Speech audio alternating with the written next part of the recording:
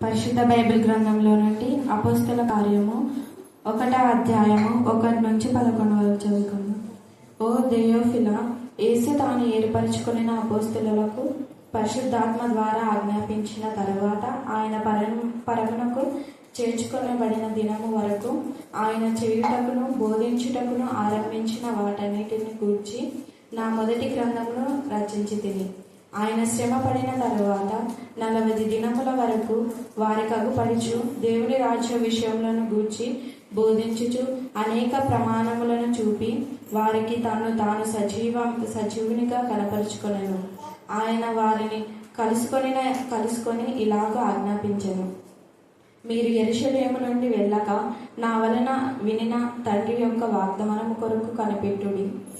యోహాను నీళ్లతో బాప్తీసం ఇచ్చాను గాని కొద్ది దినములలోగా మీరు పరిశుద్ధాత్మలో బాప్తీసము పొందెదరనెను. కాబట్టి వారు కూడి వచ్చినప్పుడు, ప్రభువా, ఈ కాలమందు ఇశ్రాయేలునకు రాజ్యమును మరలా అనుగ్రహించెదవా అని ఆయనను అడగగా, ఆయన కాలములను సమయములను తండ్రి తన స్వాధీనమందించుకొని ఉన్నాడు. వాటిని తెలుసుకొనుట మీ పని కాదు.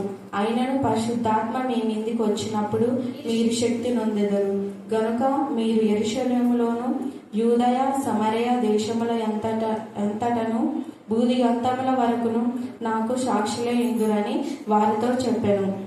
ఈ మాటలు చెప్పి వారు చూచుచుండగా ఆయన ఆరోహణం ఆయను. అప్పుడు వారి కన్నులకు కనబడకుండా ఒక మేఘము ఆయనను కొనిపోయెను. ఆయన వెళ్ళుచుండగా వారు ఆకాశము వైపు తేరి చూచుచుండిరి. ఇదిగో, తెల్లని వస్త్రములు ధరించుకుని 2 మనుషులు వారి యొద్ద నిలిచి, గలిలయ మనుషులారా, మీరెందుకు నిలిచి ఆకాశము వైపు చూచుచున్నారు?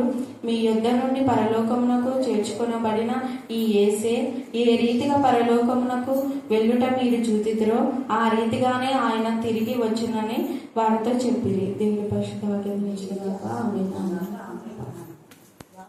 21వ అధ్యాయము 24-25 చదువుతుంది. ఈ సంగతులను గురించి సాక్ష్యం ఇచ్చుచు, ఇవి వ్రాసిన శిష్యుడు ఇతడే, ఈ సాక్ష్యము సత్యమని ఎరుగుదుము. యేసు చేసిన కార్యములు ఇకను అనేకములు కలవు. వాటిలో ప్రతి దానిని వివరించి రాసిన ఎడల అట్లు వ్రాయబడిన గ్రంథమును భూలోకమైన చాలదని నాకు తోచుచున్నది. మీ కృపా ప్రేమ మా దేశం బట్టి మన ప్రశస్తమైన మీ సన్నిధానములకు వధింపబడిన గొర్రెపిల్ల రక్తానికి ఎంత స్తుతించాము కూడా తక్కువే. స్తుతుల మూలం రాష్ట్రం దేవుడు స్తుతి చేయుట మీకు ఇంపైన శ్వాస యాగముగా ఉన్నందుకు మేము స్తుతిస్తున్నాం, మహింపరుస్తాం, కనపరుస్తాం, ఆరాధిస్తాం. ఆరాధనకు పాత్రులు, స్తుతికి యోగ్యులు. దేవా, మా ప్రభావ మీకే స్తోత్రం, మీకే స్తోత్రం, మీకే స్తోత్రం, మీకే స్తోత్రం, మీకే స్తోత్రం. పూర్ణ ఆత్మతో, పూర్ణ బలంతో, పూర్ణ శక్తితో, పూర్ణ వివేకంతో మేము ఆలోచించి, సేవించి, కీర్తించి, ధ్యానించడానికి మీ పరిశుద్ధాత్మ శక్తిని మీరు మాకు దయచేసి ప్రార్థిస్తున్నాం. పరిశుద్ధాత్మలో ఆనందించి గంతులు వేయడానికి మాకు కృపాసాన్ని దయచేయండి. దేవా, నా ప్రభా, ఇవి శ్రమల దినాలు కావు కానీ పరిశుద్ధాత్మలో ఆనందించే దినాలు ప్రభా. మీకే స్తోత్రం, మీకే స్తోత్రం, మీకే స్తోత్రం, మీకే స్తోత్రం, మీకే స్తోత్రం. మీ సిలువ విలువ మేము తెలుసుకున్నప్పుడు దేవా, సిలువ విలువ ద్వారా మాకు ఆనందాన్ని, సంతోషాన్ని, సమాధానాన్ని, నెమ్మది మీరు కలుగజేసేసా. శ్రమను కొట్టివేసారేసయా దేవా, శ్రమను మాత్రమే మా నుంచి వేరు చేశారేసయా. శాపం కొట్టివేరేసయా స్తోత్రం. పాపంలో కొట్టివేరేసయా నీకు వందనాలు, స్తుతుల స్తోత్రం చెల్లించుకుంటున్నాం. ప్రతి దరిద్రను మీరు తొలగించేందుకు స్తోత్రం. ప్రతి అంధకార చేతులు అయిపోయేందుకు స్తోత్రం. దేవా, ప్రతి అవిధేయత కొట్టివేసిన దేవా స్తోత్రం. ప్రతి అనారోగ్యాన్ని స్థిరలో కొట్టివేసిన దేవా ఏసయా స్తోత్రం. దేవా, మీకే స్తోత్రం, మీకే స్తోత్రం. ప్రతి నిందను కొట్టివేసిన దేవా స్తోత్రం. ప్రతి వ్యాకులం తొలగించిన దేవా స్తోత్రం. దేవా, ప్రతి తెగులును తొలగించిన దేవా స్తోత్రం. దేవా, మీకే స్తోత్రం, మీకే స్తోత్రం, మీకే స్తోత్రం, మీకే స్తోత్రం. అలాగే 10th inter, degree, PG, polytechnic, computer and medical entrance, engineering entrance, bank exam, promotion exam రాసిన వీళ్ళందరికీ జ్ఞానం, వివేకం ఇచ్చి ఘనమైన విజయాన్ని ఇస్తున్నారు. మేము స్తుతిస్తున్నాం. ఫలించని గర్భం ఫలించడానికి మార్గం చాలా చేశారు. యేసుక్రీస్తు ప్రభుల వారు చివరిగా తన శిష్యులకు ఇచ్చినటువంటి ఆజ్ఞలుగా వ్రాయబడినటువంటి వాక్యాలే ఇవి. గొప్ప ఆజ్ఞలు. చాలా 40 రోజులు ఆయన వారితో కూడా ఉండి చాలా హెచ్చరికలు, మరి ఆజ్ఞలు, తర్వాత అనుసరించే విధానాలు అన్ని కూడా తండ్రి అయిన దేవుడు చెప్పాడు. యేసయ్య ఎంత ఇదిగా ఆయన పరలోకం నుంచి పిలువబడ్డాడో ఆ పిలుపుకు తగిన విధానంలో యెరూషలేములో, తర్వాత యూదయ, సమరయ దేశమంతటా కూడా భూ దిగంతముల వరకు నాకు సాక్షులై ఉందురు అన్నాడు కదా. 1వ అధ్యాయం 8వ వచనం కీవర్డ్. అయితే భూ దిగంతములకు సాక్షులుగా ఉండాలంటే దాని ముందు ఒక ప్రాసెస్ ఉంది. ఏముంది? భూ దిగంతాలకి మనం సాక్షులుగా ఎలా ఉంటాం? ఇంత సింపుల్ క్వశ్చన్. ఏమో భూ దిగంతములకు మనం సాక్షులుగా ఎలా ఉంటాం? ఇప్పుడు చదివిన వాక్యం కదా 11 వచనాలు. ఒక అపోస్తల కార్యం 1వ అధ్యాయం 1 నుంచి 11 దాకా మనం చదువుకున్నాం. అక్కడ క్రీస్తు సంఘం యొక్క పుట్టుక, సంఘ వృద్ధిని తేటగా తెలియజేస్తూ ఉంది. ఈ యొక్క గ్రంథాన్ని రాసింది గ్రహించుడైన లూకా. అపోస్తల కాలం ఎవరు రాస్తారమ్మా? బడి చెప్పాలా? ఎవరికి రాస్తున్నాడు ఈ లేఖ? గట్టిగా ఇప్పుడు చదివేటప్పుడు విన్నారు కదా. లూకా, డాక్టర్ లూకా అపోస్తల కార్యం ఎవరికి రాస్తున్నారు? ఇంకా అక్కడ ఉంది కదా పైన. మళ్ళీ థియోఫిలా, ఇంత బాగా ఓ థియోఫిలా, ఓ షారోన్, ఓ అక్క ఓ సువర్ణక్క అంటమల్ల. బుక సువర్ణక్క అంటామన్నా 2 సార్లు వినబడకపోతే ఓ అంట. ఇక్కడ కూడా ఓ థియోఫిలాకు రాస్తున్నాడు. ఈ రాసినటువంటి కాలంలో క్రీస్తు శకం సుమారు 61 సంవత్సరం. అంటే యేసు ప్రభుల వారు చనిపోయి తిరిగి లేచి పరమునకు కొనుక్కోబడిన 61 సంవత్సరంలో ఇది రాయబడింది. ఈ చరిత్ర ముందు క్రీస్తు జీవితంలో క్రీస్తు సంఘాభివృద్ధిని కలుపు ఒక గొలుసుగా ఇది ఉందన్నమాట. సువార్త పుస్తకములను, పత్రికలను కలుపుగోలుగా కూడా ఇక్కడ రాశాడు. ఆ తర్వాత అపోస్తలుడైన పౌలు అనేక పత్రిక, ఆ పత్రికలో ఉన్న సారాంశం అంతా కూడా అపోస్తల కార్యంలో ఉంది. అపోస్తల కార్యంలో ఉన్న సారాంశం అంతా కూడా 4 సువార్తలు ఉంది.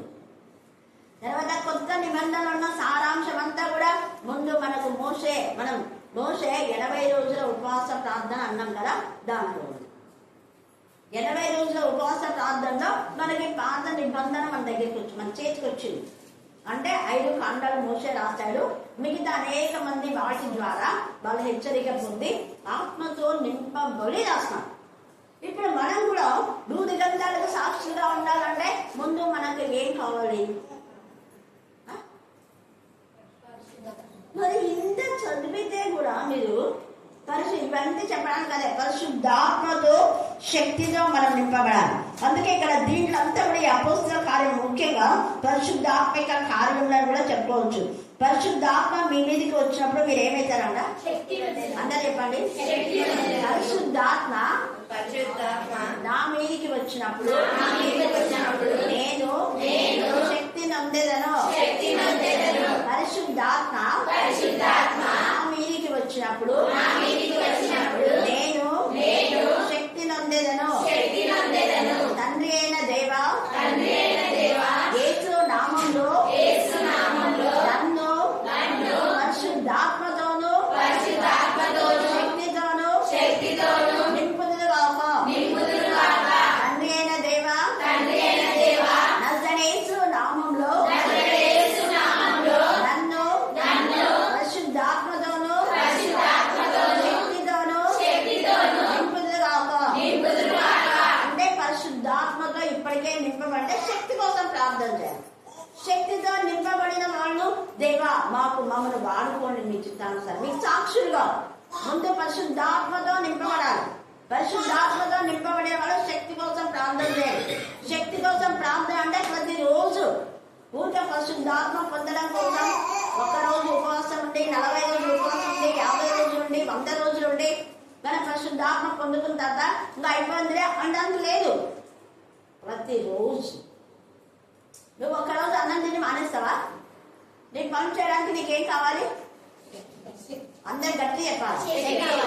గట్టిగా ఈ లోక సంబంధమైన ఈ పనులకే ఆహారం తిండే శక్తి అవసరమైతే పరలోక సంబంధమైనటువంటి పనులు చేయడానికి శక్తి ఎంత అవసరం? ఆ శక్తి రెండే ద్వారా వస్తుంది. ఏంటా రెండు? Very good. వసంతమ్మక క్లాప్స్ కట్టండి కట్టండి. అదే ఆమె కూర్చుంటే లాస్ట్ బస్ నాట్ లీస్ట్. ఆఖరణ వస్తే మనమంతా ఆఖరంలో ఉంటారు. నేను మొదలుచా చెప్పడా ఆఖరాలు చెప్పింది. అందుకే లాస్ట్ బస్ నాట్ లీస్ట్. చివరి వాళ్ళు చిన్నవాళ్ళే ఎన్నిక కడగొట్టు అంటుంటారు కదా, కడగొట్టు చెడగొట్టు అంటుంటారు. ఇక్కడ నేను గూడూరులోనే విన్నాను నేను ఆ పదాన్ని. కడగొట్టేవాళ్ళు చెడగొట్టేవాళ్ళు కాదు, కానీ బాగు చేసేవాళ్ళు. దావీదు చివరి వాడు ఆశీర్వదించమన్నాడు.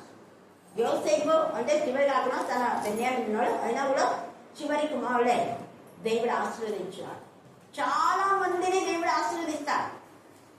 జ్యేష్ఠులను ఆశీర్వదించాడు. ఇన్ ద సేమ్ వే ఆయన ఆది అందమైన దేవుడు. నేను చివరి దాన్ని నన్నందరూ ఎన్నికలేదుగా చేస్తున్నాడు, నేను చాలా బలహీనరాలని ఎప్పుడు అనుకోవద్దు. పరిశుద్ధాత్మ శక్తి మన మీదకి వచ్చినప్పుడు మనం శక్తివంతులుగా అయ్యి ఎక్కడ సాక్షులుగా ఉండాలంట? గట్టిగా చెప్పండి, చెప్పండి. గట్టిగా తండ్రి అయిన దేవా నన్ను కరుణించి భూ దిగంతములకు సాక్షిగా వాడుకొందురు కాక. తండ్రి అయిన దేవా నన్ను కరుణించి నన్ను క్షమించి కనీసము ఈ గూడూరులో ఈ పట్టణంలో లేదా మా రాష్ట్రంలో మా దేశంలో మేము వాడకూడదు కాక. అది ప్రపంచం అంతా వెళ్ళకపోయినా, భూ దిగంతాలకు వెళ్ళకపోయినా దేవునికి ప్రార్థన చేయండి. దేవా నన్ను నా పట్టణంలో వాడుకోండి ప్రభా. ఎందుకంటే అక్కడ ఈ యొక్క సేన అనే దయ్యం పట్టినటువంటి వ్యక్తి యేసయ్య సేవ చేయాలని ఎంత ఆశపడ్డాడు, కానీ యేసయ్య ఒప్పుకోలే. నువ్వు వెళ్ళి నీ ఇళ్లలో నీ ఇంటి వాళ్లకు వాక్య పరిచయం చేయించండి. హల్లెలూయా, హల్లెలూయా. అలాగా సమరయ్య అన్నాడు ఇక్కడ. అంటే ఎందుకు చెప్పాడంటే కేవలం యెరూషలేములో యూదులకు మాత్రమే కాదు, అప్పుడేమో నేను నశించిన గొర్రెల ఎద్దకు పంపబడ్డాడు. ఆ నశించిన వాళ్ళు యూదులలో, యెరూషలేములో యూదయలో నశించిన గొర్రెల ఎద్దకే పంపబడ్డా అన్నాడు యేసయ్య. ఎప్పుడు చనిపోయి తిరిగి లేచే వరకు. తిరిగి లేచిన తర్వాత సమరయ్యలతో చెప్తున్నా. అందుకని నేను సమరయ స్త్రీని రక్షించాను. మొదట ఆ సమరయ్యలలో మొదటి సువార్తికురాలు, మొదటి సాక్షి బిడ్డ సమరయ స్త్రీ.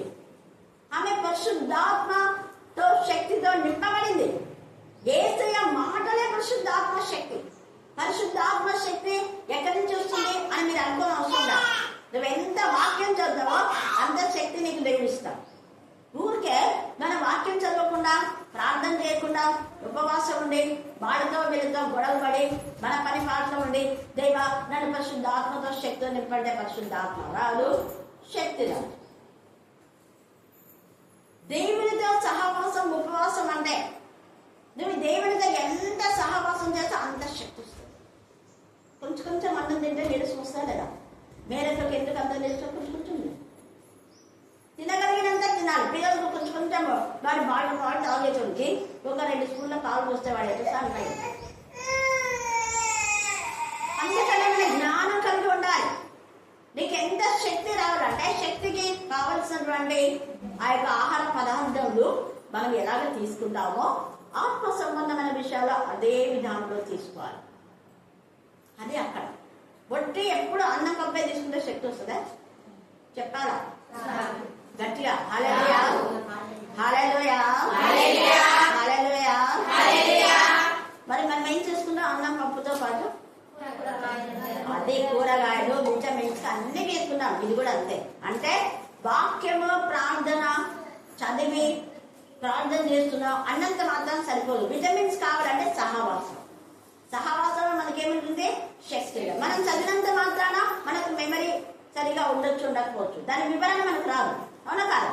దాని వివరణ రాదు. ఆ వివరణ పవర్ఫుల్ వెపన్ గా పనిచేస్తుంది. ఇందాక స్వర్ణక ఎంత బాగా ప్రార్థన చేస్తుంది. శీల. మేము అంత ఏది వాక్యం నేను చెప్పాను నోటి నుంచి వచ్చేసింది. శీల దగ్గర నుంచి ఎక్కడ అక్కడ నాకు ఇంకా బాగా తెల్లిగల్లో దేవుడు వాడుకున్నాడు. నేను యాక్చువల్గా పవన్ చెప్పిన డాక్టర్ చెప్పమని, ఇంకా ఎవరో ఒకరు. ఎందుకు అంటే కొంతమంది చెప్పిందే చెప్తుంటారు కదా, చెప్పిందే చెప్తే కూడా కొంచెం తీసుకొస్తుందే రాదు.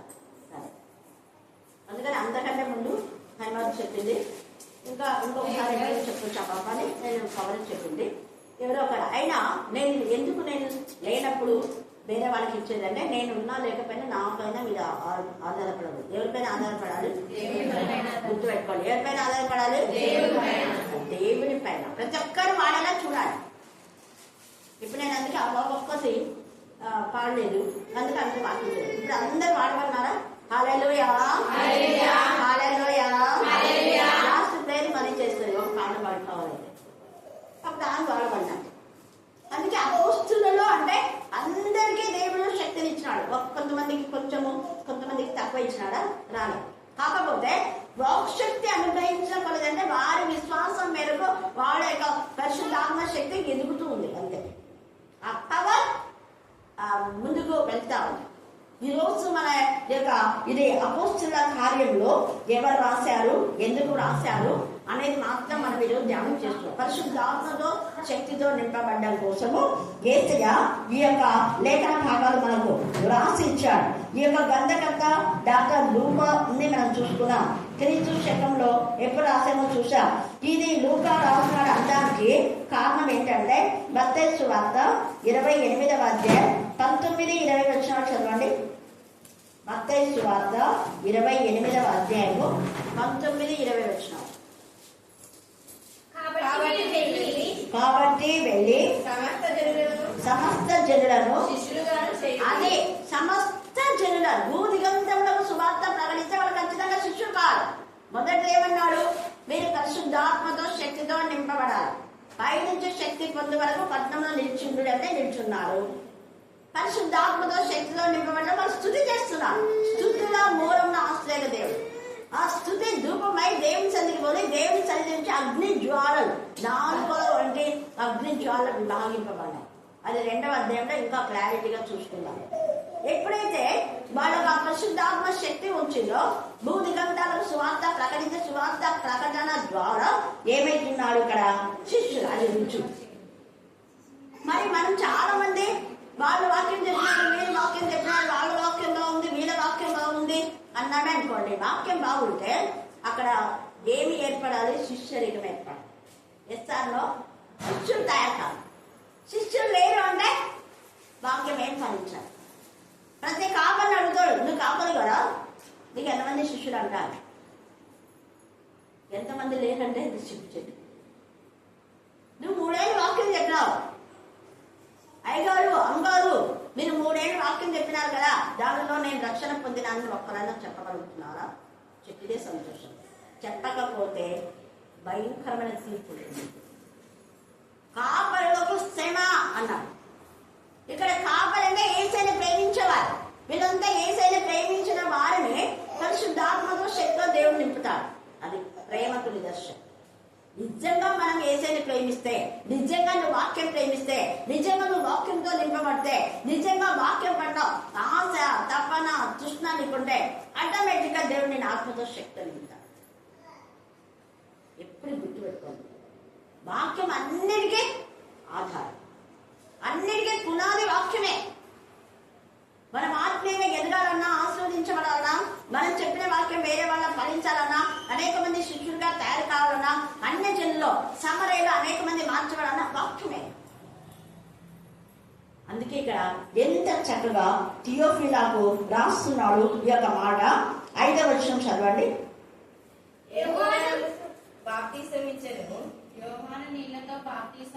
యోహాను కాదమ్మా, 5వ వచనం అంటే ఆ యోహాను నీళ్ళతో బాప్తిసం ఇచ్చను, కానీ కొద్ది దినాలే. ఆ కొద్ది దినములలో మీరు పరిశుద్ధాత్మతో నింపుతారంటే వాళ్ళు కొద్ది దినాలు దేవుడు స్తుతించారు. కొద్ది దినములలో వాళ్ళు ఎంత పవరుగా ఆత్మతో సత్యముతో దేవుని ఆరాధించి స్తుతించడం ద్వారా కొద్ది దినములలో పరిశుద్ధాత్మ వచ్చింది. మరి మీరు ఎన్ని ఏళ్ల నుంచి పరిశుద్ధాత్మ కావాలని అడుగుతున్నారో తెలియదు. నేనైతే పరిశుద్ధాత్మ కోసం అడిగిన రోజే వచ్చింది. అడిగిన రోజే. నేను చాలాసార్లు చెప్తున్నా, మనం ఎవరి ద్వారా మేలు పొందాం వాళ్ళ లైఫ్లో మర్చిపోకూడదు. ఎస్ఆర్ మనహ బ్రదర్ అని 82లో అంతకుముందు నాకు వాక్యం తెలుసు, వాక్యం చెప్తున్నా, స్త్రీలలో చెప్తున్నా, యూత్లో చెప్తున్నా, సండే స్కూల్లో చెప్తున్నా, 3 చెప్తున్నా. కానీ అంత పవర్ లేదు. వాళ్ళు కూడా రక్షించబడుతున్నారు వాక్యం అంటే వాక్యం వాక్శక్తి పవర్ ఉంది. బట్ పరిశుద్ధాత్మ ద్వారా ఎన్ని కార్యాలు జరుగుతాయి తర్వాత తెలుసుకున్నాను. అప్పుడు నేను యాక్చువల్గా ఆ బ్రదర్ను ఏం పరిశుద్ధాత్మ పెద్దకోస్తు బోధ వెళ్ళది అని అడగాలని నేను వెళ్ళాను. అంటే మేమంతా ఏబిఎం ఫీల్డ్ కదా. మరి మా నాన్న అంత ఆత్మీయంగా ఉంటాడు, మా అమ్మ బైబిల్ చదివి బైబిల్లో ఎన్ని గిఫ్ట్లు కొట్టుకుంది. మరి మా అమ్మ పరిశుద్ధాత్మ రాలేదు. ఎప్పుడు అమ్మ పరిశుద్ధాత్మతో నింపని ప్రాణం చేసుకుంటే అంతవరకే. కానీ దాని గురించి ఈ అన్ని భాషలు అవి ఇవన్నీ ఏం చెప్పాలి. ఆమె ప్రాణం చేసే స్వస్థతలు అయ్యాయి, నాన్న ప్రాణం చేసే స్వస్థతలు అయ్యాయి. అవి జరుగుతూనే ఉన్నాయి. కానీ ఎప్పుడైతే బ్రదర్ చెప్తున్నారో అందరినీ ఆల్టర్ కాల్ పిలుస్తున్నారు, అందరు ముందుకెళ్ళినారు.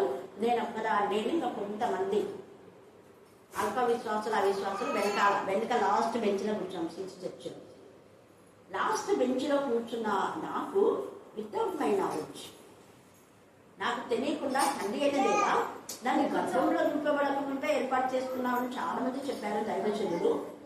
మరి నేను గర్భంలో రూపబడకముందే నన్ను ఏర్పాటు చేసుకుంటే దాన్ని పరిశుద్ధాత్మతో శక్తితో నింపి ఆ పరిశుద్ధాత్మ ద్వారా ఏం జరుగుతాయో వాటిని నేను రుజువుపరచు దేవా అన్నా. అంతే, రుజువుపరచు దేవా అని అన్నా.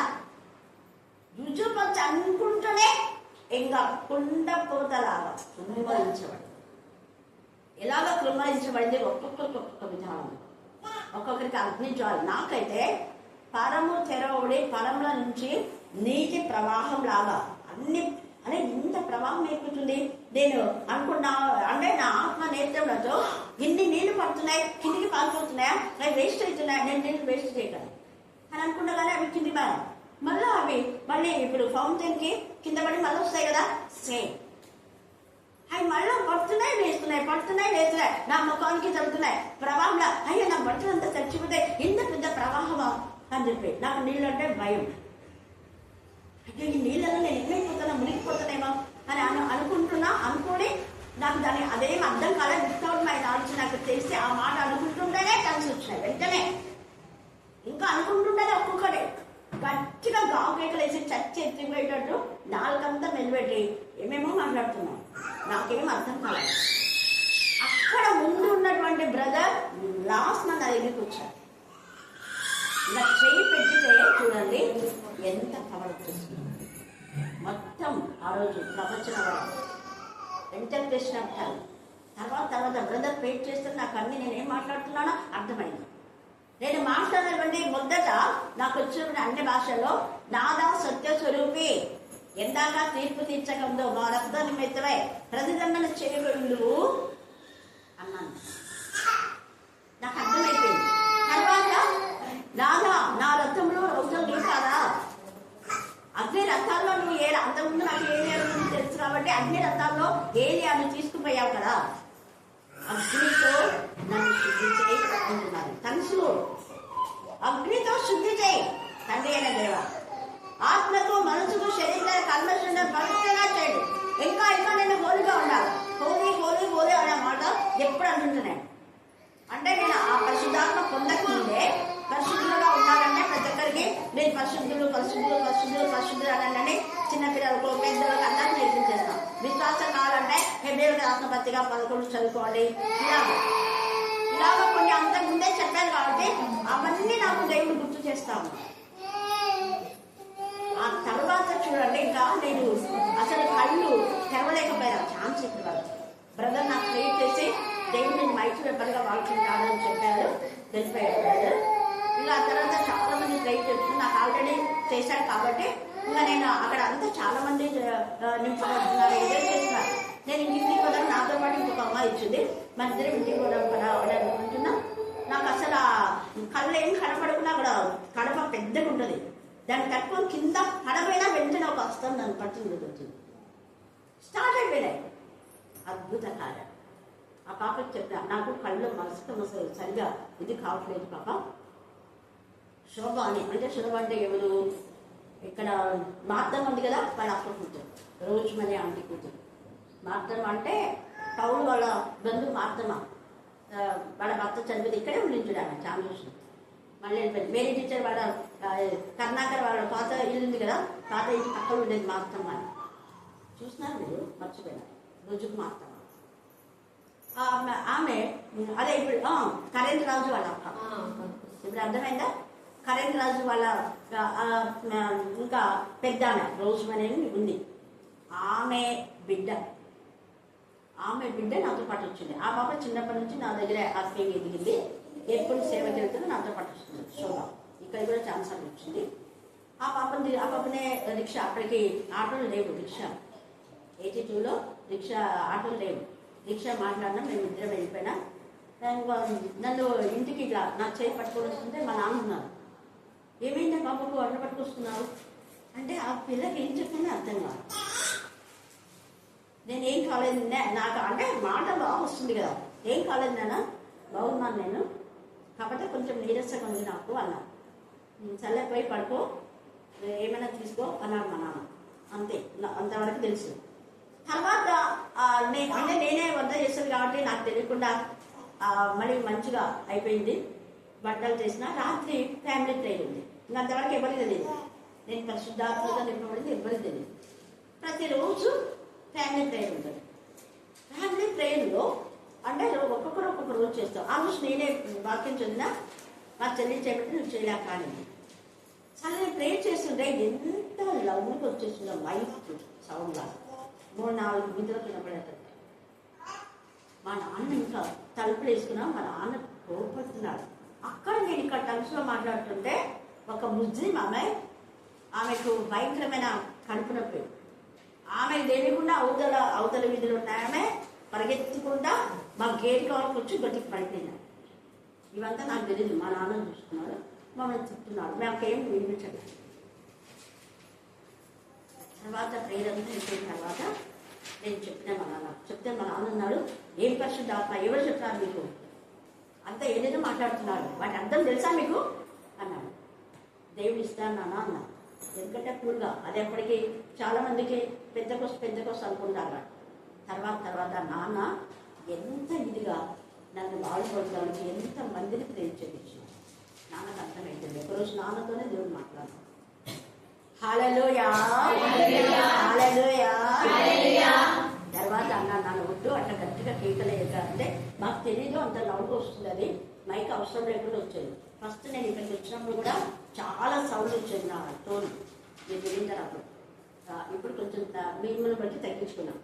అంటే అంత గట్టిగా స్పీడ్గా మాట్లాడితే చదువు రాను అర్థం చేసుకోరు అనేసి అక్కడంతా చదువు వచ్చిన వాళ్ళకు చెప్పినాను కాబట్టి తగ్గించుకుంటూ వచ్చినాను. లేకపోతే ఎంత స్పీడు మాట్లాడుతుంటే వచ్చేస్తూనే ఉంటాయి నా రెఫరెన్స్లు, వాక్యాలు, పరిశుద్ధాత్మ అనుకోమని ఒక్కొక్క విధానం వస్తారు.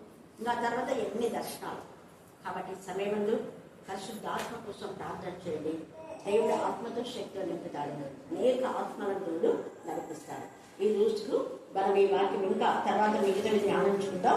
రాత్రి వేళ దేవుడు ఈ వాక్య భాగం దీవించి ఆశీర్వదించుగాక.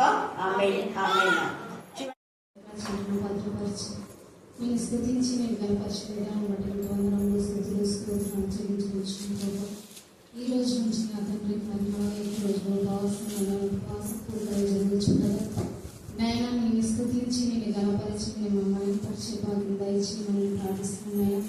చేరుకున్న ప్రతి ఒక్క బిడ్డనైనా దీవించండి, ఆశీర్వదించండి, బలపరచండి, పరిచయం ఆత్మతో అభిషేకంతో నేను పరిశుద్ధాత్మతో నింపులాగున సహాయం చేయమని ప్రార్థిస్తున్నాం. దేవునికి స్తోత్రం. వాక్యాన్ని పరిశుద్ధాత్మతో నింపబడలాగిన ప్రతి ఒక్కొక్క బిడ్డకు నా తల్లి ప్రతి ఒక్క ఆత్మను ఆయన దయచేయమని నేను ప్రార్థిస్తున్నాను. దేవునికి స్తోత్రం, మీకే స్తోత్రం, మీకే స్తోత్రం, మీకే స్తోత్రం. నేను ఉపవాసం ఉండి ప్రార్థన చేయమన్నది నీకు ఇష్టమైన ఉపవాసం